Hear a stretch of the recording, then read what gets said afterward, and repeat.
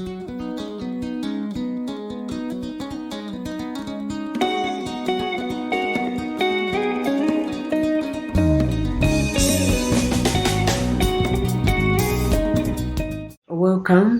to Agriculture Form 2. We are now on topic 5.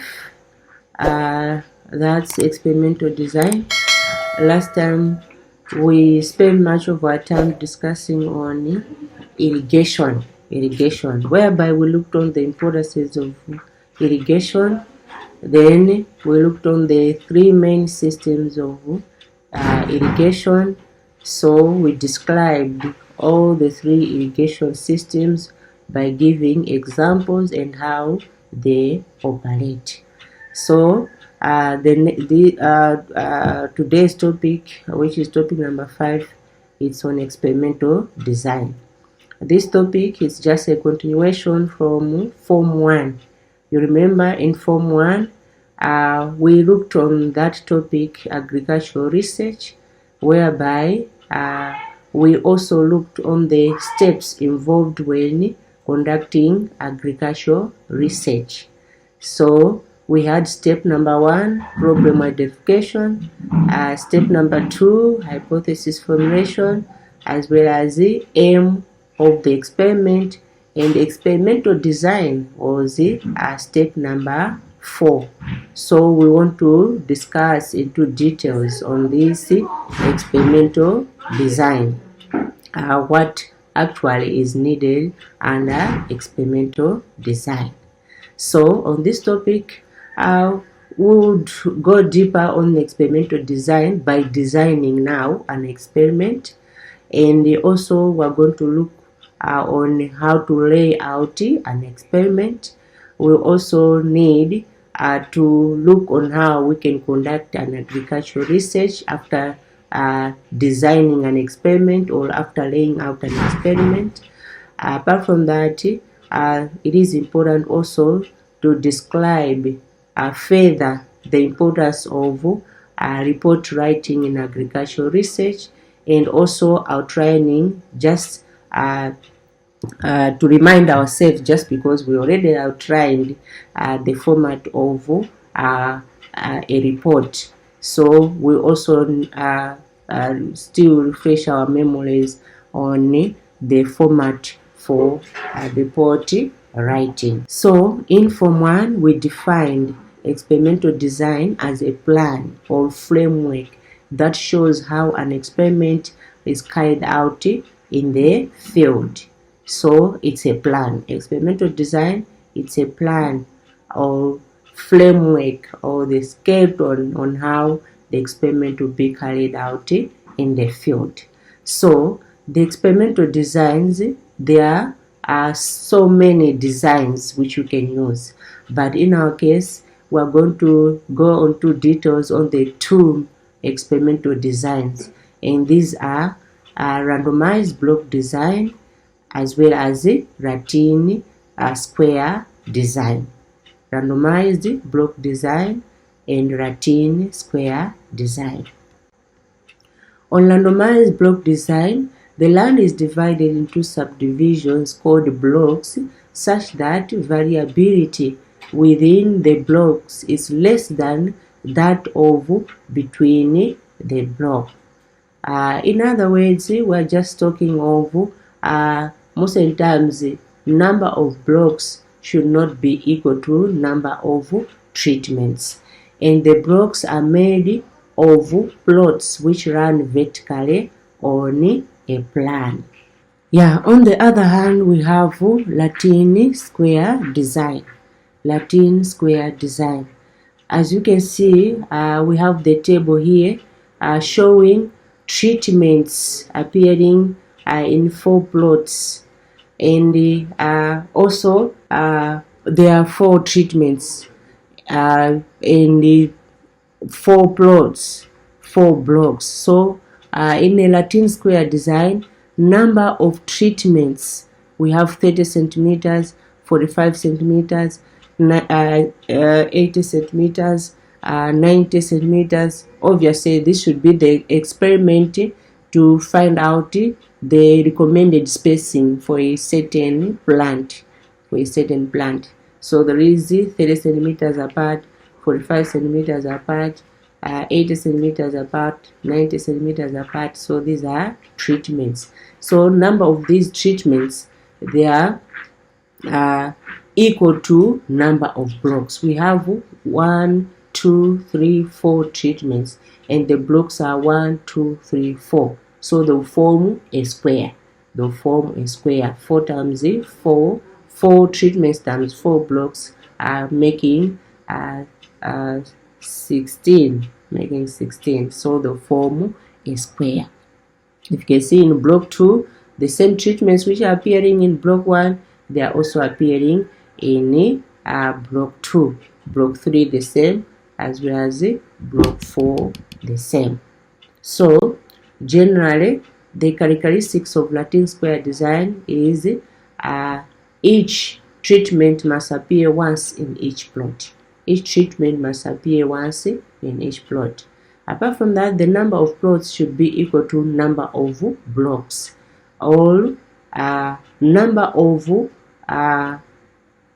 course, a number of plots, it means we're also talking of number of treatments. So number of treatments should be equal to number of blocks. Treatments should be allocated to plots or blocks randomly again. So if you can see, the main difference between randomized block design and Latin square design is that for randomized block design, number of treatments are not equal to number of blocks. But for Latin square design, number of treatments are equal to number of blocks. So you should take note of that main difference. So what are the steps when we are designing an experiment? We need to follow the steps when designing an experiment. So step number 1, you come up with a hypothesis. Remember, we define a hypothesis in Form 1 as a guess answer to a particular problem in an experiment. So before designing an experiment, you need to know the guess answer which you are designing on, so that whenever you are designing, the variables should be included of which are mentioned in the hypothesis. Apart from that, step number 2, identify variables. We are talking of measurable aspects of an experiment. So there are actually 2 types of variables. We have what we call dependent variables and independent variables. For dependent variables, we are talking of those variables that change according to changes or manipulation. So the examples of dependent variables, we have maize yield. These may increase depending on the application of fertilizer. The more you apply the fertilizer, the more the yield. Or if it is too much, less the yield. So we are talking of dependent variables. They change according to the change of the manipulation in the field. Apart from that, we have independent variables. These are variables that can be manipulated by a researcher and administered at different intensities. For example, amount of feed is an independent variable which has an effect on production of eggs. So let us look on the factors to consider when designing an experiment. There are 3 main factors we need to consider when designing an experiment. We have treatments, we have randomization, and we also have replication. So treatments, replication, as well as randomization, these are the things we need to consider when we are designing an experiment. Let's start with treatments or variables. Treatments are also called variables. These treatments are a combination of possible answers to the problem at hand, which the researcher uses in trying to find out the best answer to the existing problem.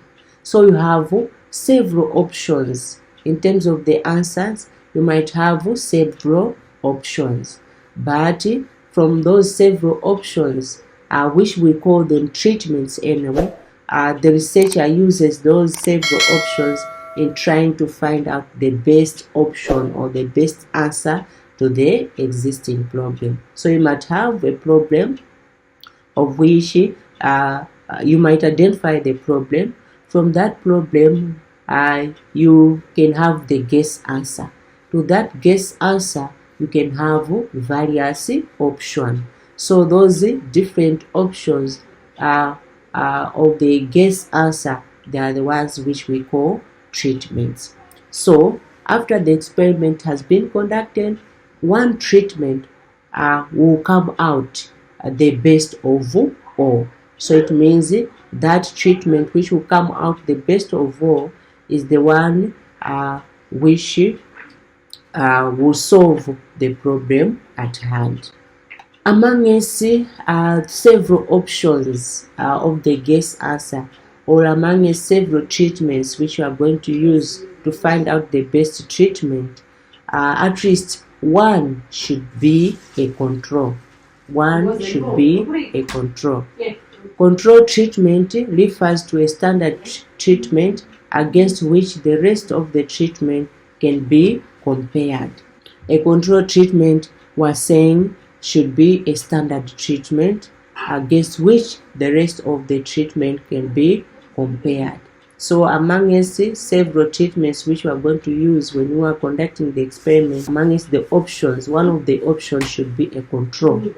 So we define a control treatment as a standard treatment against which the rest of the treatments can be compared.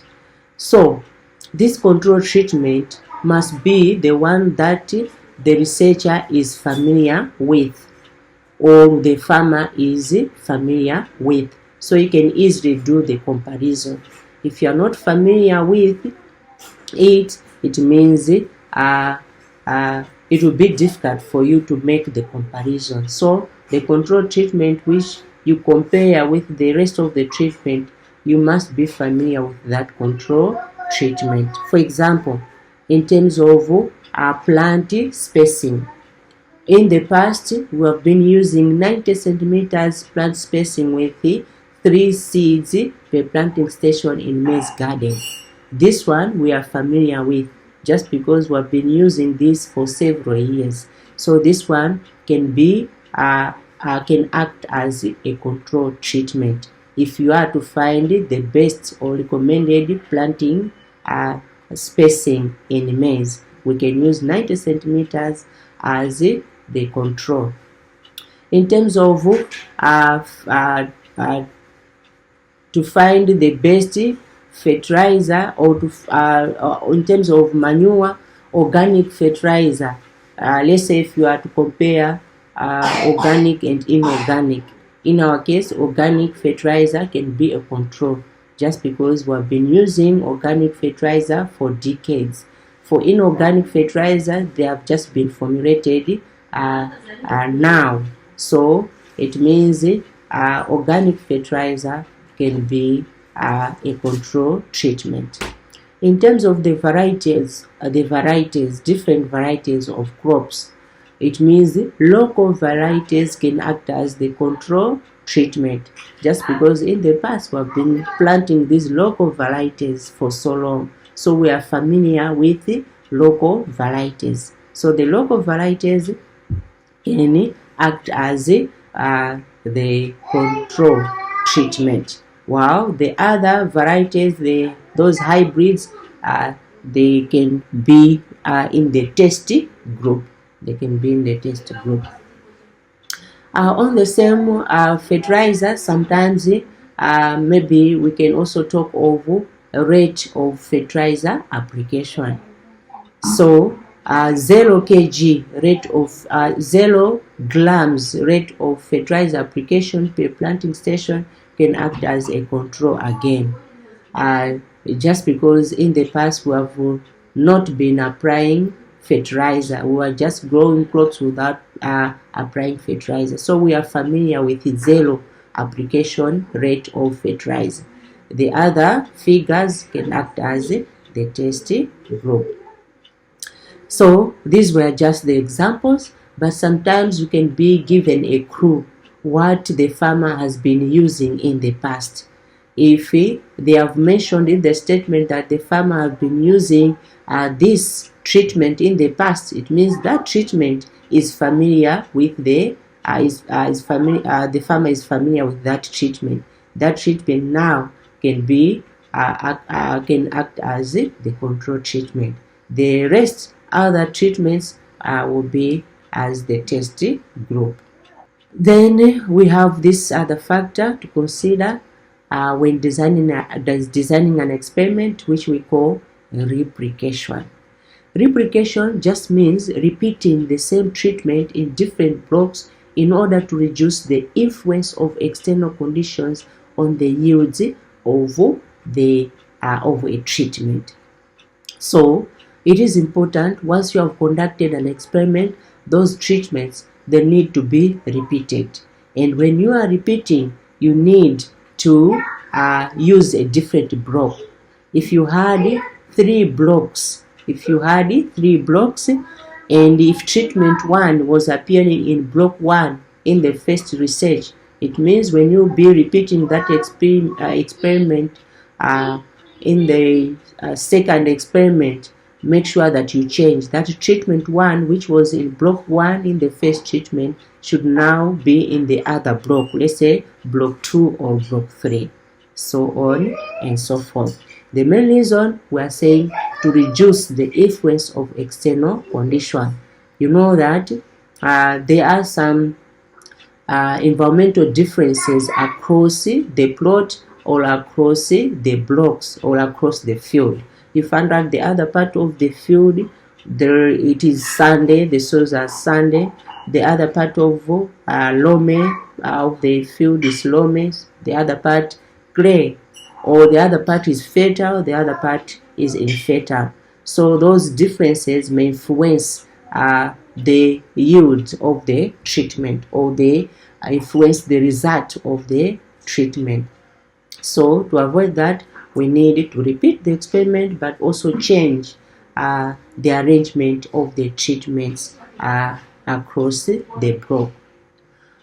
In one block, the treatments may not do the same due to the number of factors. Fertility, the other part is fertile, the other part not. Pest, find out that the other part of the field there is too much outbreak of pests, while the other part not. And also water logging, we find out that the other part there is too much water, while the other part it is dry. Another factor to consider when designing an experiment is randomization. Randomization is the allocation of treatments to blocks by chance. Randomization is the allocation of treatments to blocks by chance. So the researcher needs not to allocate them in order to avoid biasness in favor of one or the other treatment. You know, the researchers are human beings, so sometimes they might favor a certain treatment and allocate that treatment on the best environment ever, leading to the results favoring that treatment. So to avoid that, it is important that the treatments to be allocated to blocks by chance, just by chance. So there are methods which we can use when it comes to randomization. Number 1 is using random number tables. So you can have the table having the numbers from 0 maybe up to 9, from 1 up to 9, and let's say you have the treatments here. You have the treatments, 9 treatments. You have 9 treatments. First treatment it means representing number 1. So 1 up to 9 treatments. So you can have the table, of which in that table you have the numbers randomly. You have the numbers randomly, not in order. They will just be at random, maybe including the numbers above 10. Since we are saying that the treatments, they are 9, it means 1 up to 9, but you can also have numbers more than 9 on the table, so that the numbers just mix up on the table. So what you do when you be allocating the treatments using random number tables is that each number will represent a certain treatment. Each number will represent a certain treatment. So the position that number will appear, it will represent the number of block, the number of plot that treatment will be allocated. For example, we have the table here. We have numbers just mixed up from 1 up to 20. From 1 up to 20. But here we'll just need the numbers 1 up to 9. So those numbers 1 up to 9, the first number which will appear will be allocated in plot number 1. So we'll just be searching the numbers 1 up to 9. So any number which will appear first will be allocated in the first plot. Second will be allocated in the second plot. For example, here, the first number we are seeing here is 6. It means the treatment number 6 will be allocated in the first plot. Then we have 7. 7 will be allocated in plot 2. Then we have 2. It means 2 will be allocated in plot number 3. Then we have 9 here. 9 will be allocated in plot number 4. Then we have 20. We do not have treatment 20, so we'll just omit that. We have 18. We'll also omit that. 18 is not among the 1 up to 9 number figure. We have 12. We'll omit 12. Then we'll followed by 13. We'll also omit 13. Followed by 15. We'll omit 15. But now we have 3. 3. This treatment we have it. So we are going to allocate treatment number 3 in plot number 5. 17, we are going to omit 17. Then 8, treatment number 8 will be allocated in plot number 6. 11, we are going to omit 11. Then we have 5. It means 5. We are going to allocate 5 in plot number 7. We are going to omit 14 just because we do not have treatment number 14. Then we have number 4. It means 4 will be allocated in plot number 8. Then we have 1 will be allocated in plot number 9. So that's how we do using random number tables. So you don't allocate the treatments knowingly but by chance. Apart from that, using a randomized number table, we can also use a coin. We can use a coin. Most of the times, we use this method of randomization if you only have 2 treatments. If you have 2 treatments only, so you use a coin. So you toss a coin. You know that the coin has 2 sides, the head and the tail. So you assign in advance that the tail represents maybe Kanyani variety. Then the head will represent Mukango variety of maize. So Kanyani for the head, Mukango for the tail. So you toss the coin. Once you toss the coin, the side the coin will face, it means you get that treatment you allocated to that side, the first plot. The other treatment therefore automatically falls on the second plot, like that. Apart from that, you can use a dice, just by throwing a dice. We know for sure that the dice has 6 sides. The dice has 6 sides. So you can use the dice if you have the treatments not more than 6. Not more than 6 treatments. If you have not more than 6 treatments. So a dice is used when there are 6 treatments or less. A dice is thrown, and the number that appears on each respondent to the number of the treatment to be assigned first. So you write each side number 1, the other side 2, 3, 4, 5, 6. Or sometimes you can just paint different colors, 6 different colors on each side of the dice. So each color will represent the treatment. Each color will represent the treatments which you are having.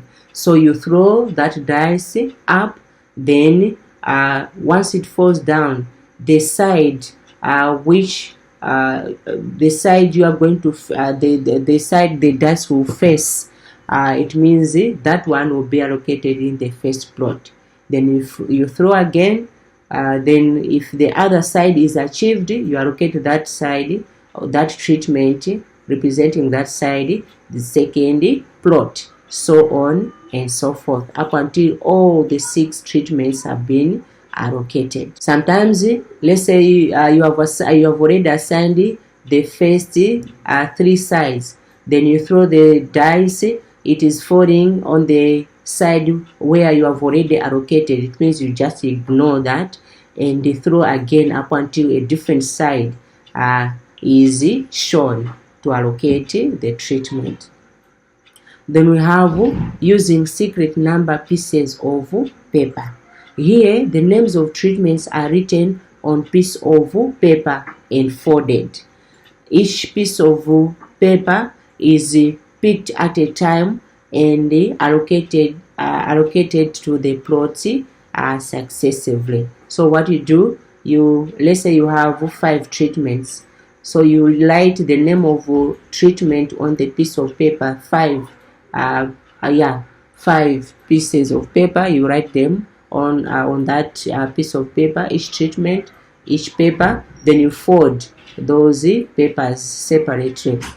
Sometimes you can use a bottle. You put those in a bottle or a container. Then you can shake vigorously later on without looking onto that bottle or onto that container. Then you pick one paper. So you check what name is written on that paper.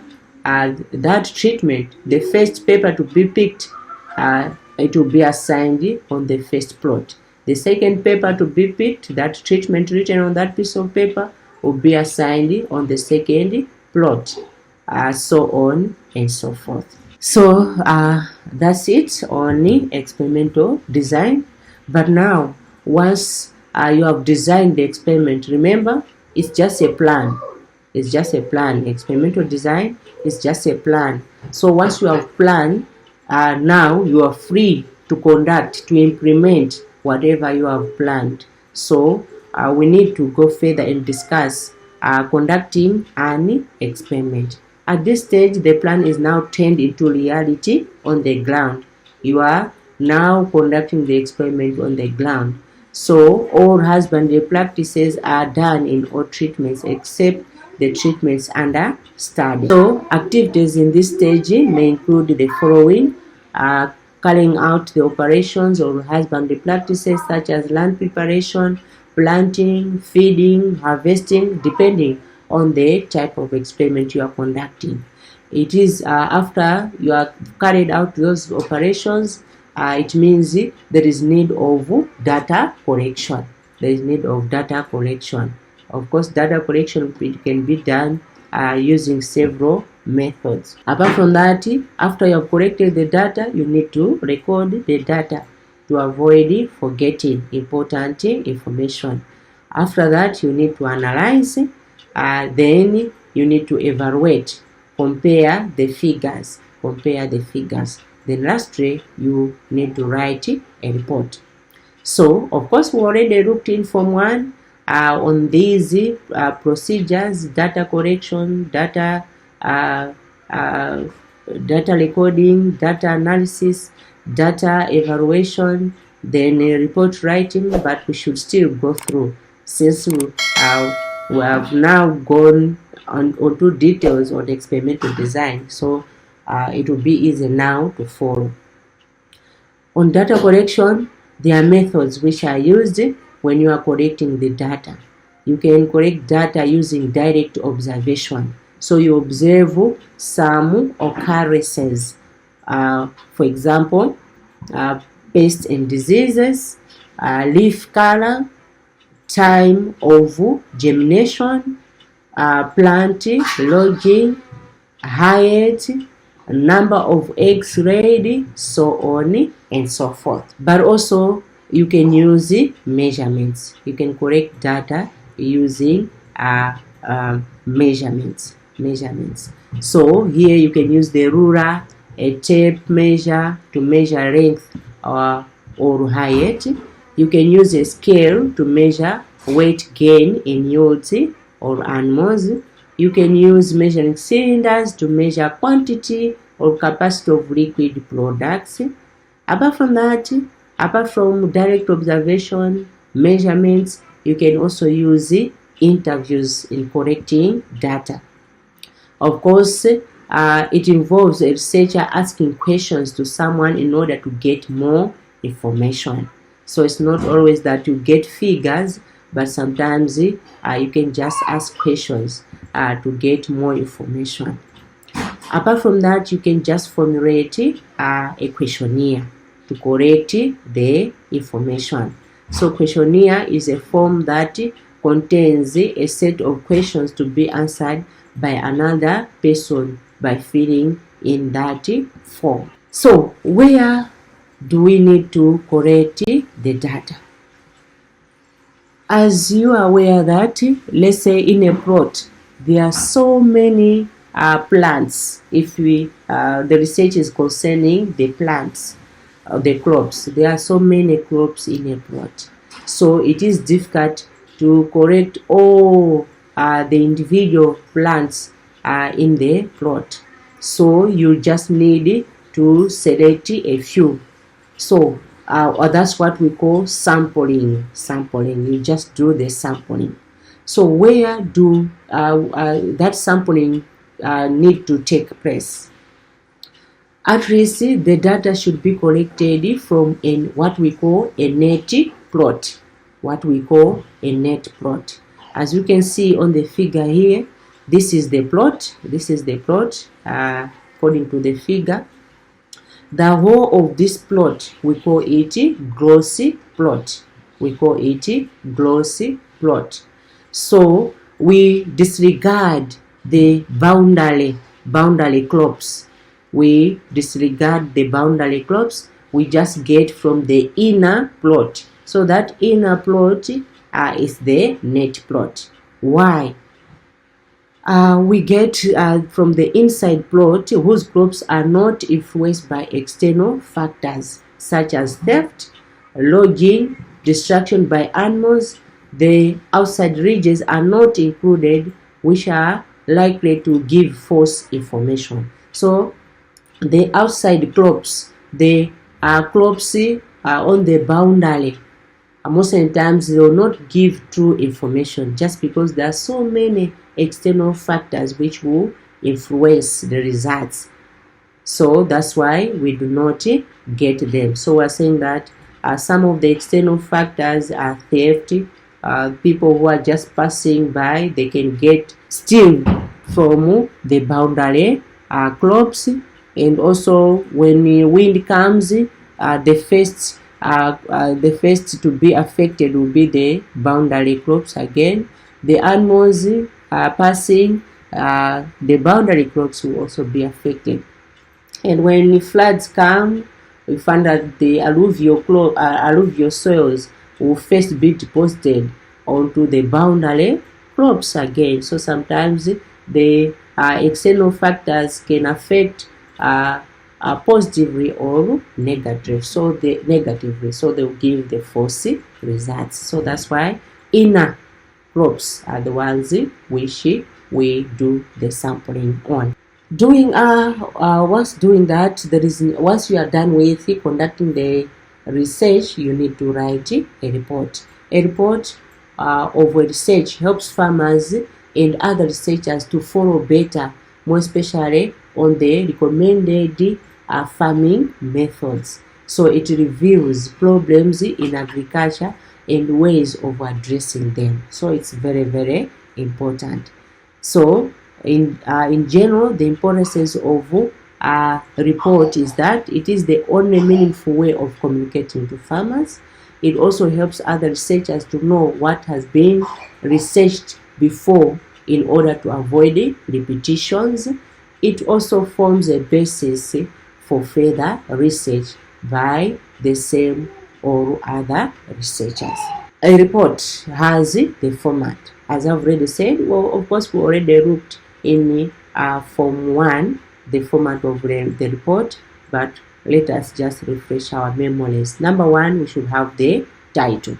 We should have the title. Remember, the title should be in bold block letters. Bold block letters if typed. And make sure that it should be very short.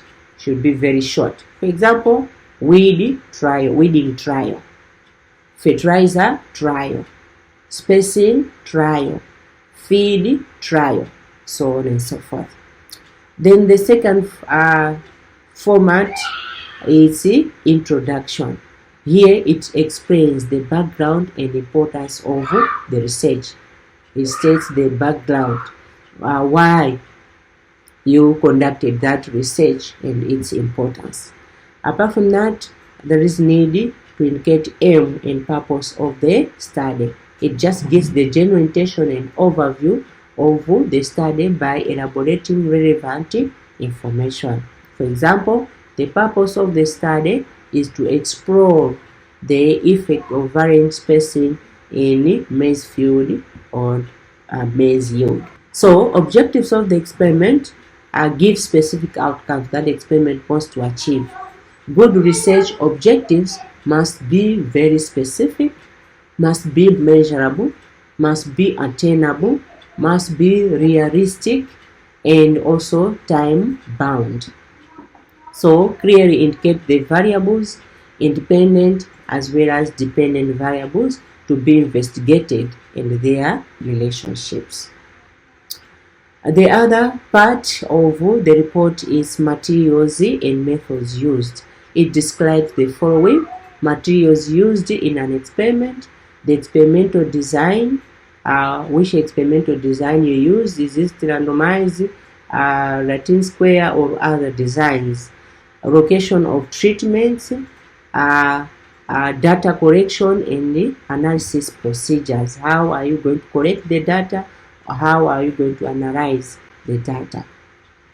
Then we have this part of results. Results can be shown in form of tables. Once you have collected the information, you produce the results. So those results, or you organize them. So those results, they can be in form of, you can organize them in form of tables, in form of pie charts, histogram, linear graphs, so on and so forth. So the type of data collected can be qualitative data as well as quantitative data.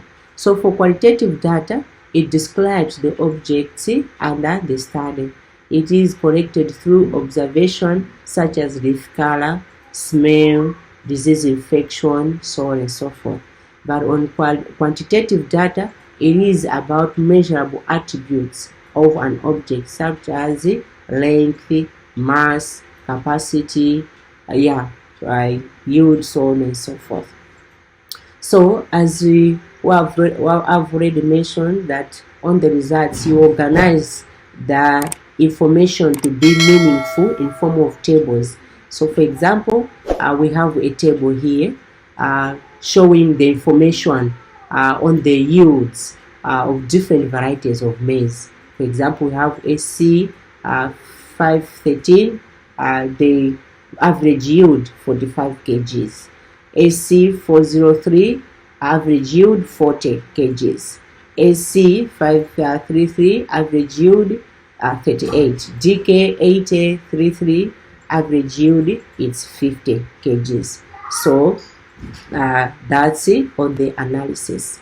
Then we have the pie chart. You can use the pie chart so you can analyze. First, you need to convert them into percentage. You need to convert, let's say, those yields, the average yields, which they are on the table, they can be converted into percentage. Then you present them in form of a pie chart. Or you can use a bar graph, whereby on the y-axis you show the figures of the weight in kg, average weight in kg. Then on the x-axis you indicate different maize varieties under trial.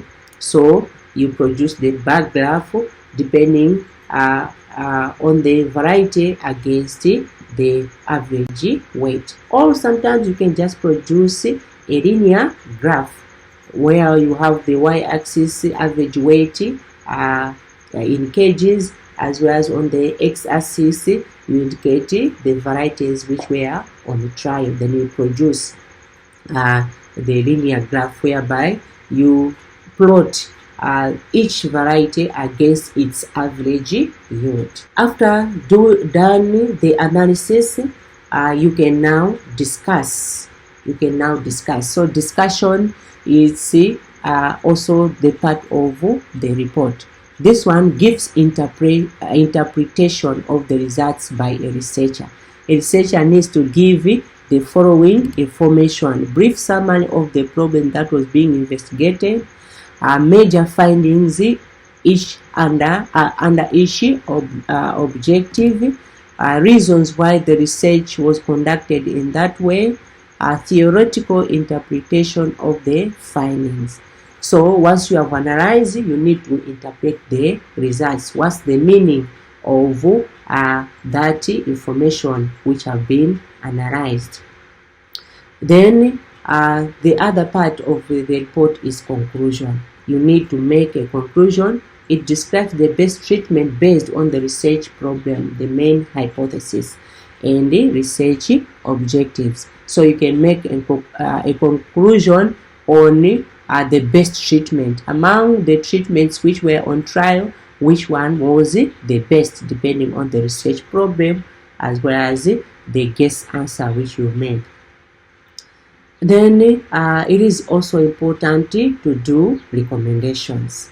These ones, they are some sort of advice. You give advice to the farmers, you give advice to let's say the government, so on and so forth. So it gives the direction to the farmers based on the research findings and conclusions. So here it's like you direct the farmers what to do from now onwards after you have conducted the research.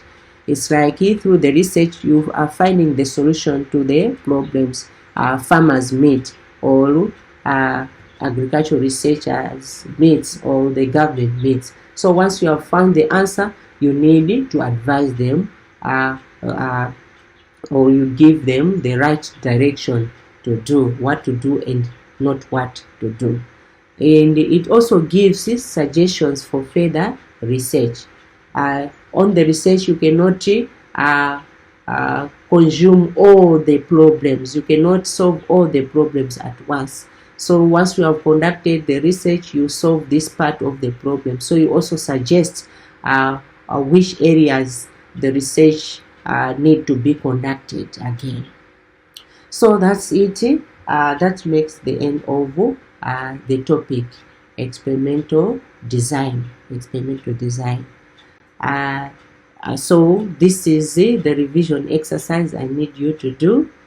Define experimental design. Name 2 commonly used types of experimental design in agricultural research.